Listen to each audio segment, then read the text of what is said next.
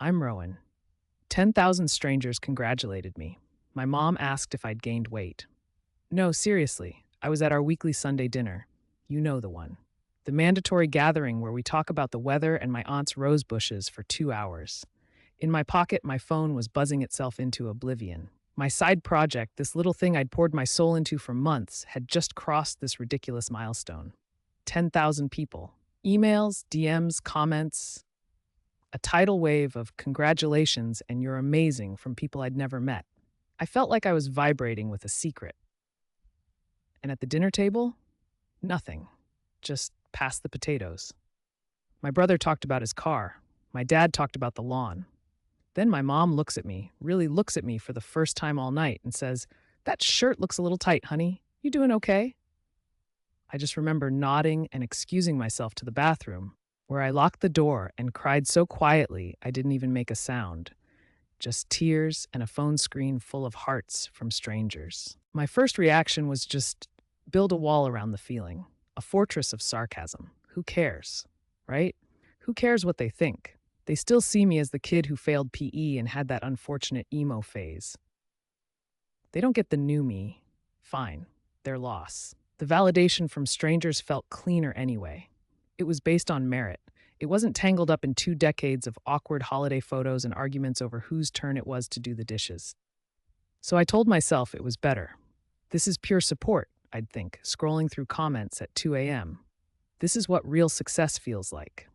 I actively tried to convince myself that the ache I felt at that dinner table was just a bug in my system, an outdated emotional response that I needed to uninstall.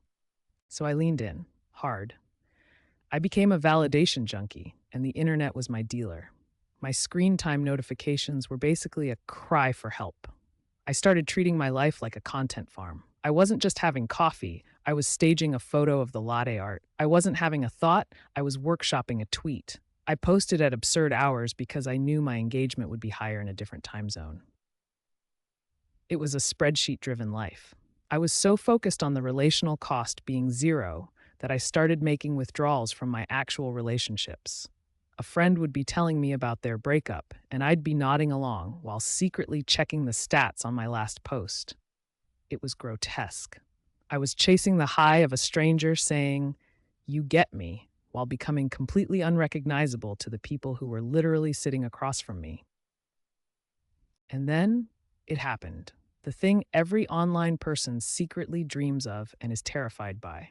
I went viral. Not just a lot of likes viral, but news outlets are emailing me viral. It was like the 10,000 notifications from before was just the appetizer. This was the chaotic main course, and it felt incredible. For about 48 hours, I was high on the novelty of it all. The numbers just kept climbing. I'd refresh the page, and the number of shares would have doubled. It felt like definitive proof. See, I was right. These strangers, these thousands of people, they saw me. They got it. This was the support I'd been craving. It was a roar of approval so loud it completely drowned out the silence from my family. For a moment, I really believed I had won. I had found a better family. The viral wave crests, and then inevitably, it recedes. The emails slow down, the notifications become a trickle, and life gets quiet again. Too quiet. I was scrolling through my phone, looking at all the praise, and a new text popped up at the top of the screen. It was the family group chat. My aunt had posted a blurry picture of her new petunias, and everyone was chiming in. So pretty. Great color. And it just broke me. 100,000 people knew my name, but in this chat, I didn't exist. My viral achievement was nothing compared to Aunt Carol's petunias. And the loneliness came back with a vengeance. It was worse than before because I'd been so high up. The fall was brutal. I was right back at that dinner table, but this time, the whole world had been invited, and my family still didn't send an RSVP. The crash was bad, but somewhere in the wreckage, something clicked. It wasn't about malice. It wasn't that they didn't care about me. It was that they couldn't see this me. To them, I'm still the kid who needed help with their multiplication tables and wore mismatched socks. This new, competent, internet-famous version of me, it didn't compute for them. They had my whole history, all the awkward beta versions, loaded into their brains. So I did something terrifying. I called my mom. No accusations, no drama. I just said, hey, that project that went a bit crazy online, I worked really hard on it. It meant a lot to me. There was this long pause. And then she said, oh, honey, that's nice.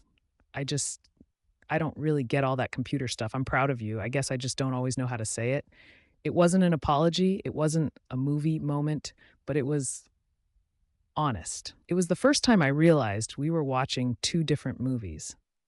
I'm still wearing the same faded band t shirt. Still drink too much coffee. I still check my phone more than I probably should. But something is different. I don't look at it with the same desperation. I realized I was going to the hardware store for bread. Strangers are the hardware store. They're great for giving you objective feedback on the thing you built. They see the product. My family, they're the weird, messy bakery. They don't care about the product. They just remember the baker covered in flour, crying because the dough wouldn't rise. And maybe that's okay. I stopped expecting my fans to be my family, and I stopped getting angry that my family weren't my fans. They're different kinds of support. And expecting them to be the same thing, well, that's how you end up crying in the bathroom at Sunday dinner. If you've ever felt invisible in a room full of people who are supposed to see you best, you're not alone. Drop a comment. I actually read them. And if you want more messy, real stories like this, hit subscribe. We're all just trying to figure it out.